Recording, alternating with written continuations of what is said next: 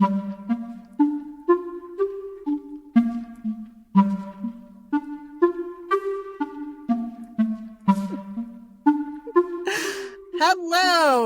and welcome to the Unruly Duo. I am Brandi Reynolds.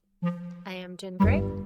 And for those of you who have watched my other podcast, the Mid.Life.Artist Podcast, and wondered where it has gone, two things. I work on the corporate side of retail, and we just got done with Q4. So that's where that went, is my head buried deep in a spreadsheet.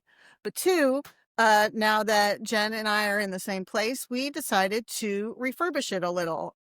We're still going to be talking about a lot of the same subjects, but with both of us here, we'll be bringing in guests from time to time. But that is what this is morphed into, is the Unruly Duo. Yes, the Unruly Duo. That's who we are now. Yes. I guess we're what we've always been. We're just now in the same room. Right, exactly. We've finally, our worlds have collided. And the world is insurable, I think, maybe. Or at the very least, hopefully they'll be entertained. But Yes. yeah. Yes. So, yeah. And so we were talking the other day, and Jen had brought up something that I thought was kind of cool to start off this first little intro session with. And what were you saying, Jen?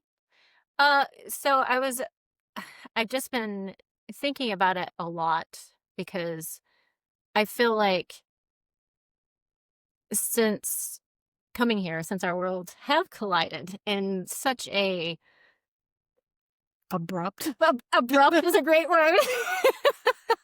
A good SAT, yeah, good SAT word. Abrupt way, but also in a very beautiful way. Yes. Like you came into my life during a time where I was,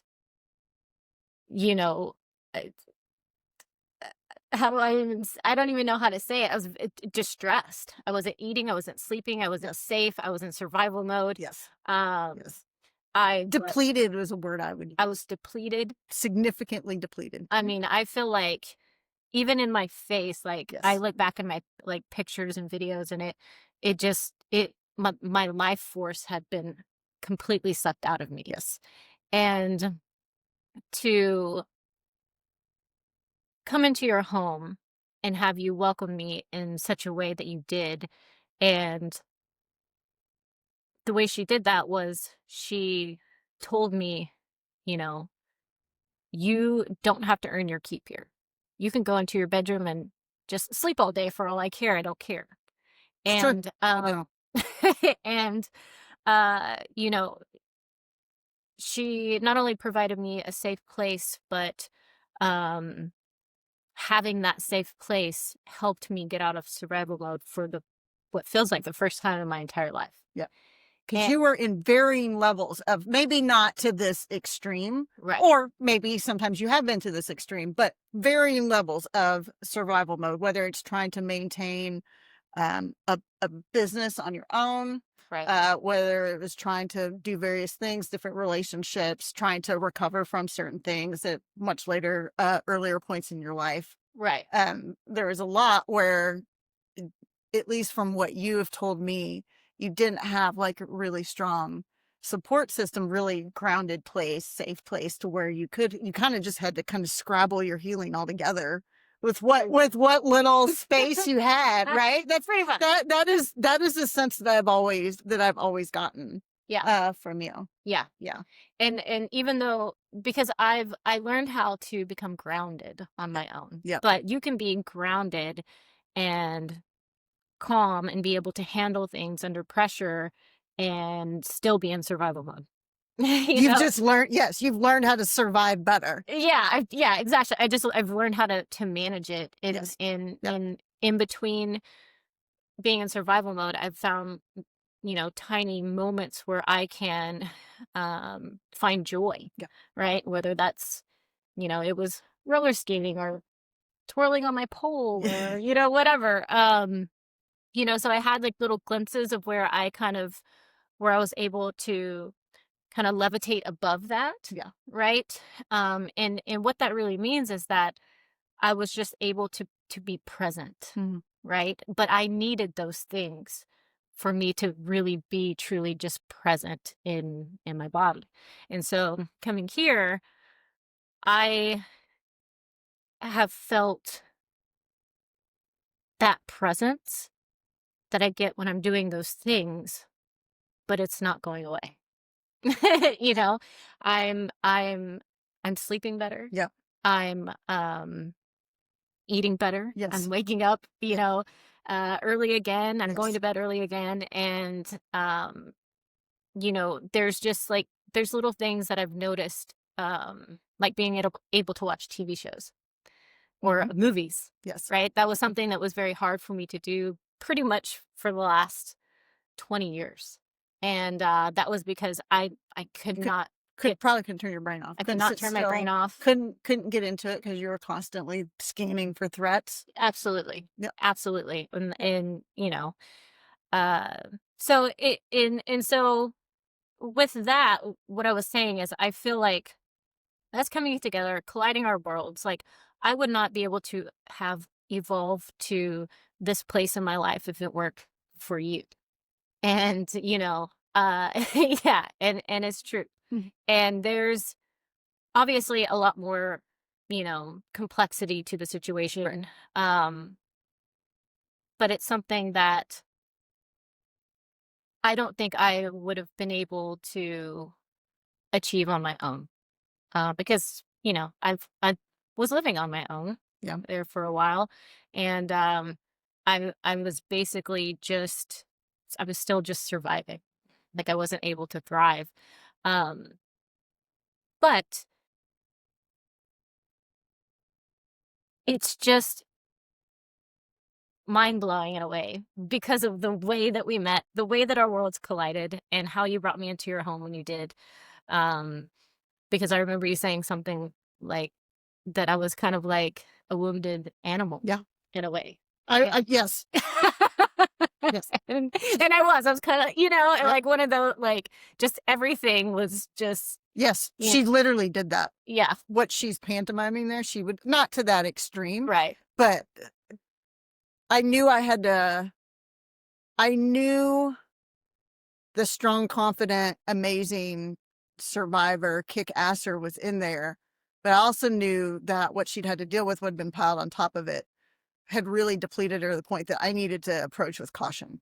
And give you space. That was what I felt, is just give you space, let you, and I hoped that I would just see the signs in you that would kind of let me know when it was time to, like, we could engage more, we could talk more, you felt safer. Because yeah, when that day, I will never forget that day. And the subsequent maybe 2 or 3 days after that, it was just, not tiptoeing in a bad way, like I was scared of you or for you, but just tiptoeing in like the way you would tiptoe around somebody in intensive care. Yeah. We were, it was NICU and we had to like treat it like that. Right. For a little bit and then trust that the process would, you would heal on your time. Yeah. And I did. And that's the thing. Like I've just, through every relationship or friendship or, any relationship that I've had my entire life, I have never felt such a presence, that just allowed me to just be. And for someone to just give to me without expecting anything in return. And I've only had one person like that in my life before you, and that was Shan, for those of you who know her, and she passed last year. But I honestly thought that she was the only one on the planet that existed in that type of way, and I was wrong.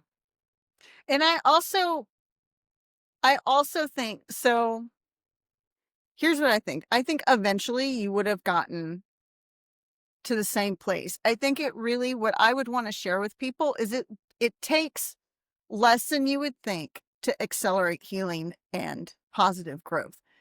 In this case, it took me saying for a couple months, like, just come here and we'll figure it out. Right? Like, just I'm not going to be like elbow on your neck. I'm not going to be like demanding this, that, or the other. You're in a depleted state. You're in a vulnerable state because of what you're going through. It would be cruel and fucking awful to expect certain things out of somebody who is wounded and in crisis for certain specific people. Mm-hmm. And that really, like, I think the point is the you have seen an amount of growth and stability in 3 months. Yeah, I moved the end of September. Middle of September, Mhm. September 15th. Yep. And we're now recording this in December. So I would just like behoove people to kind of realize that it took one person, not really all that ridiculous, you know, extempore, like exertion on my part. I've got an extra room. Nobody's in it. It's just genuine compassion and kindness. That's what it boils down to. Right. Is Letting somebody be human. I mean, honestly, I know you keep saying that. Like, I don't think I'm being especially compassionate. I think I'm just being a goddamn nice human. Well, where I'm from, Sabrina, like through my experience, I have not encountered very many people like you. And the people that I do keep It's just a bad taste in people. Sad people have a good taste in me. You know what? 100%. You're absolutely right. But I do have a close-knit circle. They're all spread out everywhere. But the people within, my tiny small circle, they are very kind, Yes.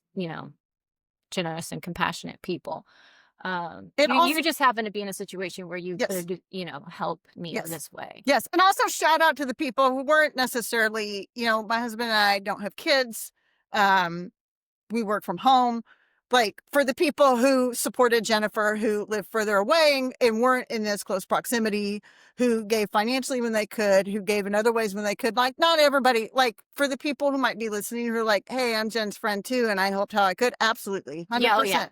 Yeah. 100% see that and know that. I think that, the point that we're trying to make is it really takes less than you think to change for the better. And it takes, and not less in a way like I'm putting down either mine or Jen's effort, but I think people kind of expect that for you to get to the level of stability and creativity and output that you have takes like some huge, like, years and tons of money, right. and blah blah blah blah blah. And it literally took a friend with a spare bedroom. and a little bit of time. Like, really, we're talking about 2 to 3 months worth of time. Like, that does not, I know when you got here, like, every day seemed like, oh yeah, I feel like I've been here for a decade. Yes, because every day when you landed was it a really hard lift, let's just say.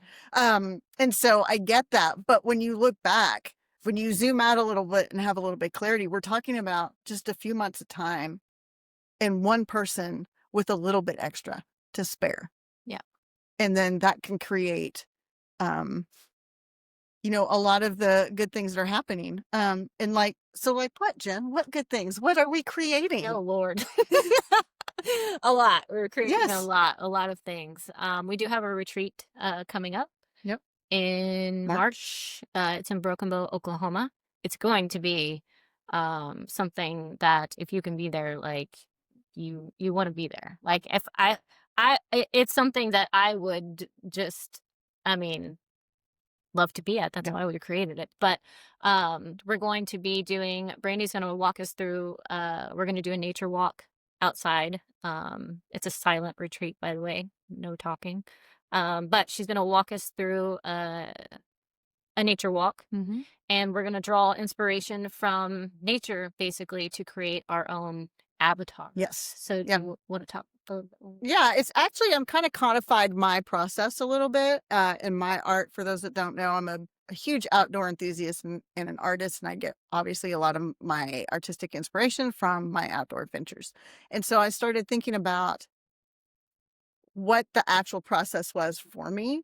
And so we will be going out in nature. It won't be anything strenuous. We're not hiking up a mountain. We're not going to be out for hours and hours. We're talking, 20, 30 minutes, a nice stroll, and taking in nature, paying attention to those things that draw our eye, draw our ear, the things that we notice, the things that maybe affect our emotions, like you have an emotional response to happiness, joy, sadness, etc.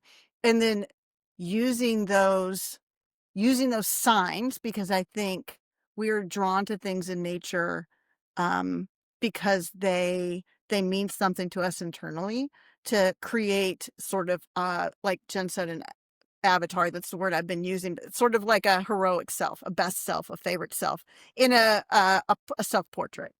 So I'm really excited about that. I'm excited about that. Yeah. I think it's one of the coolest like activities that I haven't done yet. Yeah. We're also we're gonna go out in the woods. We're gonna scream. We're gonna get in touch with our internal rage. Oh, it's gonna be. I mean, imagine like we're not talking for like days, and we're sitting with ourselves and just ruminating, and then just get to let it out in the middle of absolute nowhere. Yes. Yeah, it's gonna be great. Yeah. I'm also gonna be teaching some self-defense and some digital self-defense safety protocols that we can use to protect ourselves. And this is not just for women. Yeah. So couples can come. Yeah, absolutely. Men can come, but I'll tell you this: you come and you act weird, you're out of there. Like you get one stripe and you're out. Yep. That's it. Yeah. But and that would go for anybody too. So the space is respectful for everybody. If anybody feels like their boundaries have been taken advantage of, like we're not, because we want everybody to know with absolute certainty that they are going to feel safe and protected to process, because things are going to come up when you're quiet for a while. Things are going to come up. We want to make sure there's a safe space for you to process that. And like Jen said, it is a silent retreat. There'll be breaks. Small breaks during the day when we can, have sort of group discussions to talk things out. So nobody's kind of alone on an island by themselves. It's not, we're not like throwing you in the house and shutting the door. We're not taking away. your phones or right. And saying like, you can't, all right, don't talk for 3 days. We're going to put duct tape over your mouth. Good luck. Have a good time. No, it's nothing like that. But, to ensure that everybody feels safe, that means everybody understands that we all respect each other's boundaries. Yeah. Yes. Yeah. It will be a safe environment. And we have suites that fit up to 2 people. And then we have bunk beds, but we also have day passes. So you can buy a day pass and just come for the day if you want. If it's something you're just like, you're a little bit afraid of, because I've been to a silent retreat before and I was terrified. It's a big step. Terrified going in. But it changed my life. So if you're like, I don't know if I can do the whole 3 days, there is a day pass as well. Yeah. So you would want to go for Saturday, because we would start like Friday. Yeah. Saturday is kind of where the bulk of the activities are. And then Sunday is we'll be finishing up. Jen will be saying hello and goodbye to us in a opening and closing ceremony, which is really lovely. And I have to say that one of the things I want to call out on the self-defense stuff is it's really, to me, your work has always been about empowering women. And so when we think self-defense, I love that you've actually started calling it self-offense, because defense implies that we're in a position of like sometimes lesser than, and it's really about, if you know how to protect yourself and your body, and you understand your body, and you know how to utilize your body to help keep you safe, that's so empowering. Yes. I mean, when you took me through those, those, basically, I think your workshop, right? Like when we went through sort of all the, like the super slap and all that, Mm-hmm. that is essentially like a lot of what your workshop stuff in the past has been about, right? Yes. Women's defense. And like, mm-hmm. to have that knowledge, like, okay, now I know something that I can do to maintain my autonomy if, God forbid, I was ever in a situation where I felt like that was in danger. Right. Absolutely. 1,000%.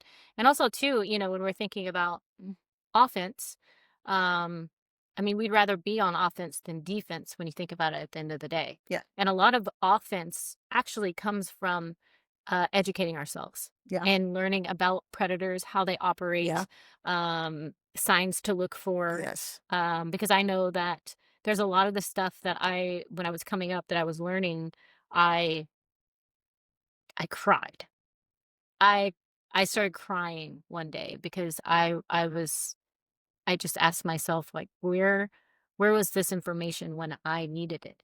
Because if I would have had this information as a young girl, I wouldn't have had to go through a lot of the trauma and just moments in time where I was made to feel uncomfortable by other people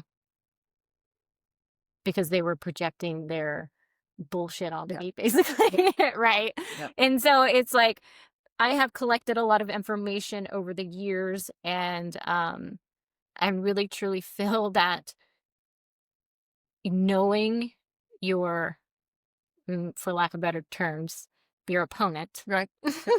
right, is going to give you an advantage.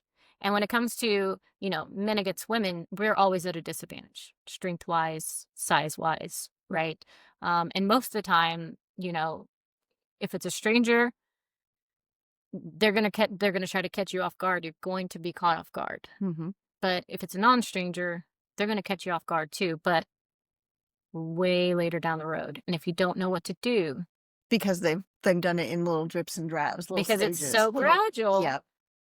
that's how they get away with it, Yeah. right? But over time, all those little tiny things add up.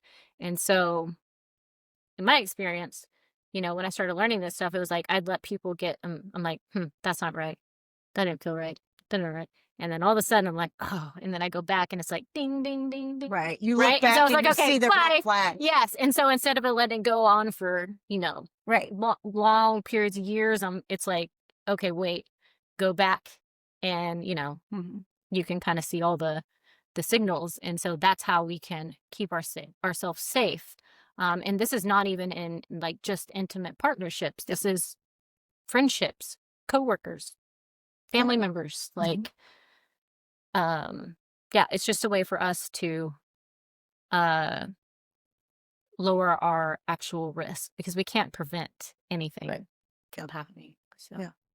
Yeah. And that also, I'd really like to also talk more about the retreat is the big thing. Like she said, it's in March.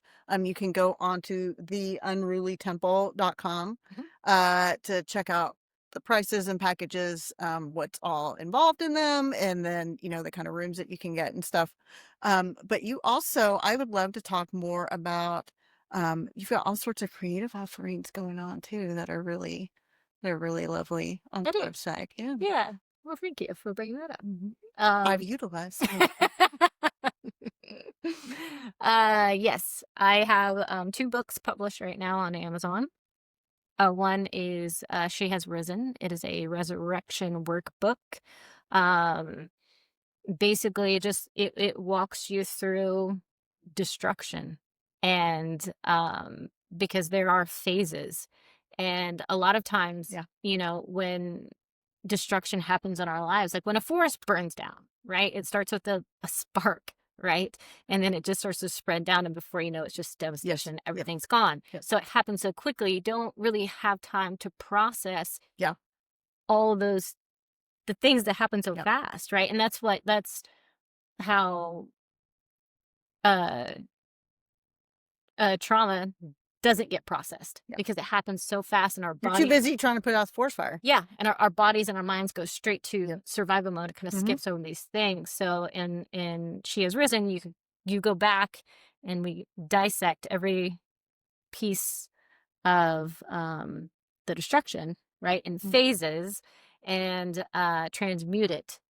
And it's not, it's not a self-help book. It's not a guide. It's to really go inside, dig some things out, and get rid of it.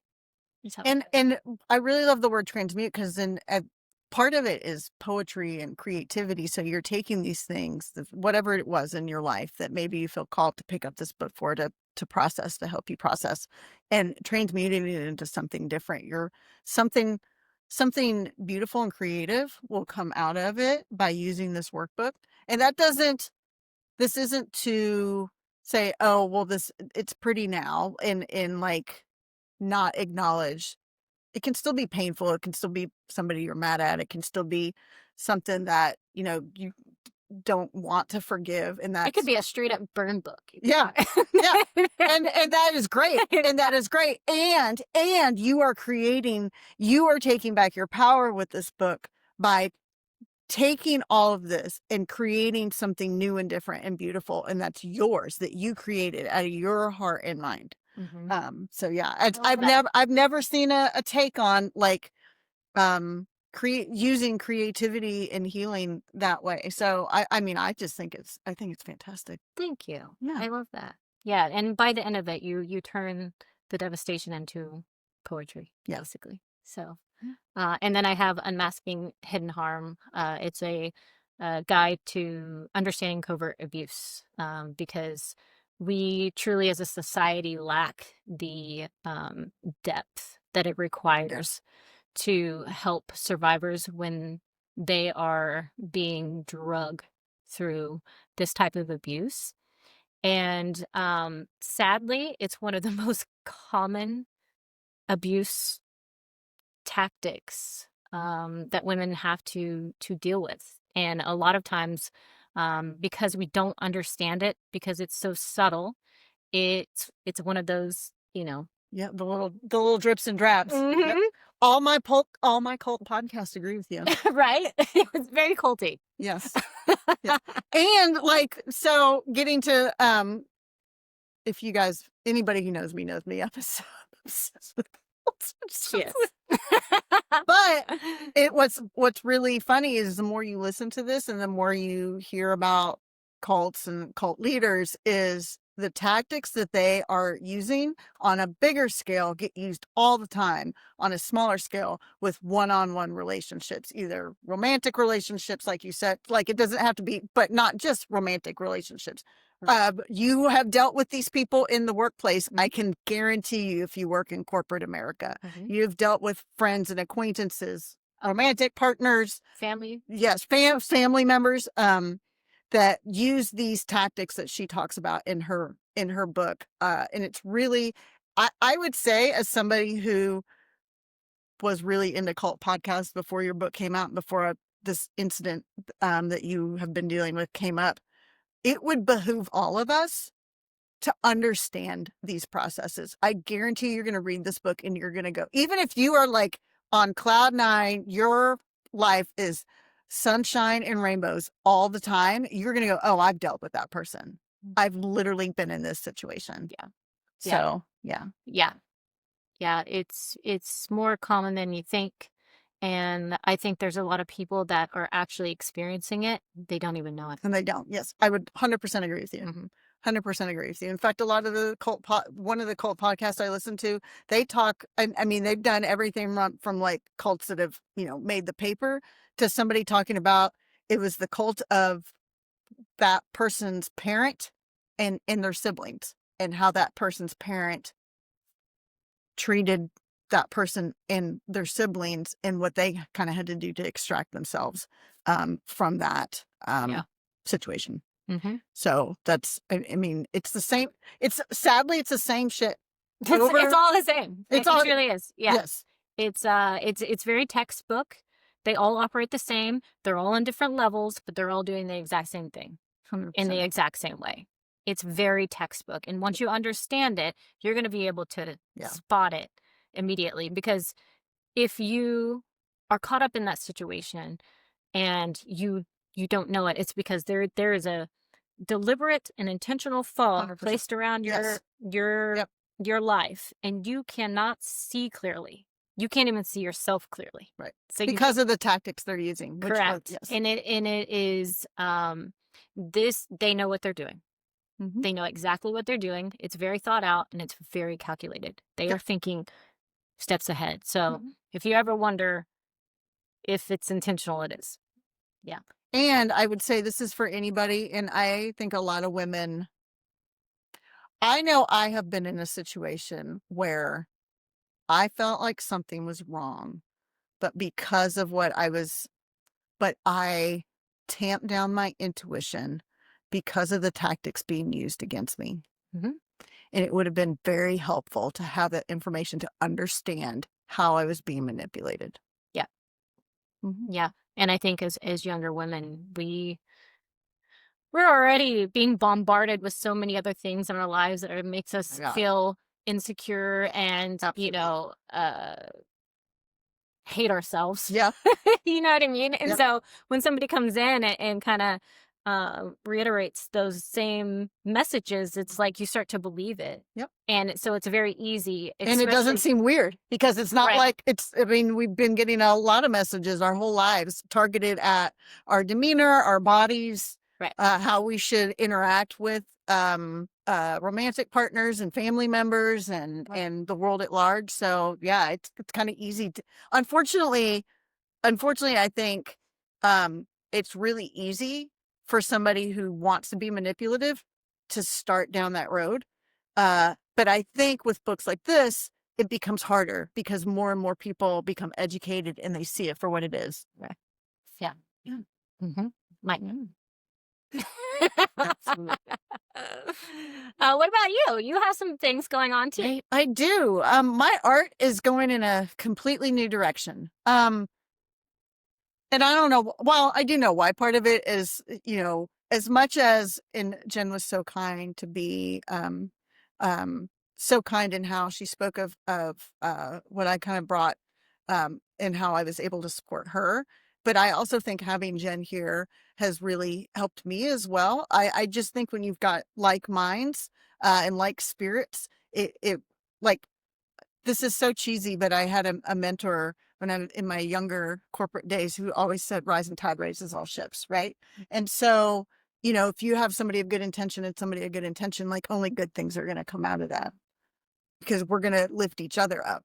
And so, I also give her credit for, how my art is changing.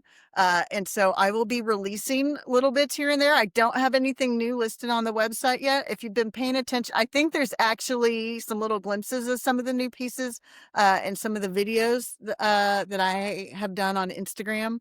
But it's more about, it's more of, I'm kind of bringing to life like my internal world, and where I am in my life. For those that don't know, I'll be 50 in a couple months, almost exactly a couple months, I think. I'm in the middle of my life. I'm probably gonna have a hot flash here in 2 minutes. She's not lying. And despite the physical changes that we women go through, which are not the most fun. Yeah. I am in love with where I am internally. And so I'm kind of bringing that out in my art. And so there's a lot more to come there. And also, I think a lot of people may not know because it's been so long since I've really done it. I became certified as a yoga instructor years ago. I've got 25 years of yoga experience, and not only am I somebody in my midlife, I am somebody who participates in a bunch of different activities and also sits at a desk in front of an Excel spreadsheet. So I kind of know what a range of midlife bodies might like. And the yoga is really going to be about, just helping you feel really good in your body and target those, like we're going to be doing a ton of work with our shoulders, because I guarantee you there's a lot of us that are like sitting like this and not realizing that we're sitting like that right now. Right. Yeah, right. Like, and so, and also what that does, opening up, like, okay, let's say I take you through a shoulder exercise, opening up your shoulders and getting back also helps with your breathing. If you can breathe better, you can be more present. And so, the yoga starts with the physical stuff, but it also helps mentally and emotionally. Mm-hmm. And so I'm excited about that. And it's going to be super accessible. I mean, like the first one I'm going to do is going to be 7 minutes long, and it's going to give you a great start to your day, before you dive into that spreadsheet. So yeah. You're also going to be waking us up in the morning with that at the retreat as well. Absolutely. And it's very all levels friendly. Believe me, I don't want to do a shoulder stand first thing in the morning, so I'm not going to make anybody else do one too. So it's going to be appropriate for all levels. And like I said, not a huge time or exertion lift either. We're talking like 10-minute sessions, ending with a lot of really fun breathing exercises that I really like to help me get started on my day. Yeah, so very cool. You also have a Substack too, right? I do. I do. We should also say that all the things that we mentioned here, they're going to be linked down below. Both Jen and I write and share our creative processes on our Substack. I think we're both kind of committed to being more present there and more consistent there. And we kind of nudge each other, I think, and inspire. People are they're going to be sick of me. Like I don't pass the threshold. I was just like shoved. I was like, I can't stop. Like, right. Yeah. The momentum is right. The momentum's too right. You're burning too fast now, doesn't it? It's too late. It's too late for you guys. Just buckle up and hang on for the ride. And that certainly inspires me to talk a little bit more. And because I'm going to be sharing more offerings, you guys will see me more there as well. So look down below. And if you're seeing this on social media, we'll include links and such to do that. Yeah. I feel like this was a pretty good start. What do you think? Yeah. All right, cool. This is kind of just a little teaser, but we're gonna have guests. Absolutely. Right. We're gonna be having certain topics, right? Absolutely. So it's not just gonna be us rambling each and every time. So I do think, honestly, although there will be times. There will be. Honestly, I think they'll be a hoot. Oh yeah. Well, so the first time I did a podcast with you, we ended up. It was a 2-hour podcast. It was. Like, we just couldn't stop talking. And your story's also really compelling. Like, you dropped, I'll link that too. If you guys haven't seen Jen's interview on Mid.Life.Artist Podcast, just the bravery and